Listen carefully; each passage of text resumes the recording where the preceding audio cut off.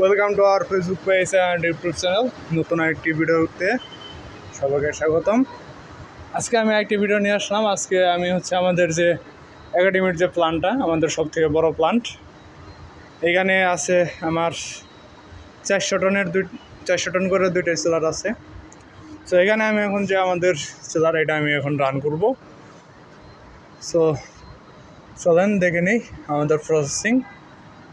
এখানে আমাদের লিভিং আছে 62, ইন্টার্নিং আছে 62, প্লাস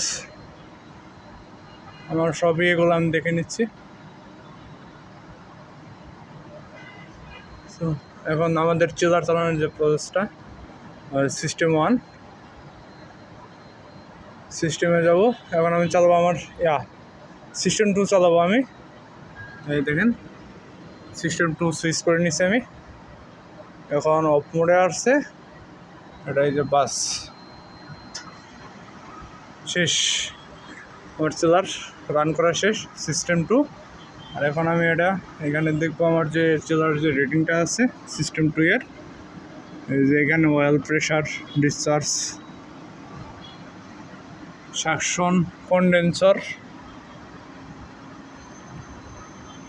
এই যে এখানে এটা হচ্ছে কম্প্রেসর, চিলারের যে কম্প্রেসরটা থাকে এটা হচ্ছে কম্প্রেসর স্পিড।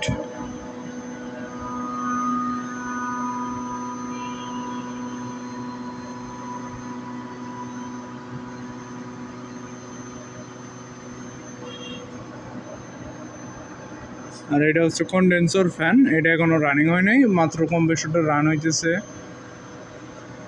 এই কিছুক্ষণের মাঝে যে কন্ডেন্সারের যে ফ্যানগুলো আছে এগুলো রান হয়ে যাবে। শুধু একটা সিস্টেম চালাইছি আজকে, আমাদের লোড প্রয়োজন একটা, তারপরেও একটার জন্য ফুল লোড নাই আমাদের ফ্লোরে।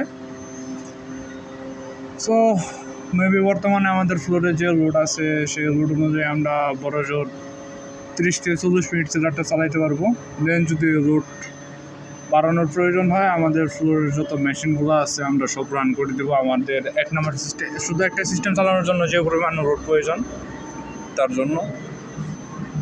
এখানে দেখেন এখন কন্ডেন্সার ফ্যান রান হয়েছে 3টা।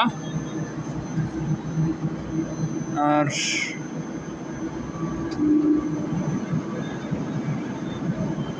ইকোনোমাইজার বাল্ব এটা এখনও চালু হয় নাই। যখন আমাদের চিলার ফুল রান হয়ে যাবে তখন ইকোনোমাইজার বাল্ব এটা রান হয়ে যাবে।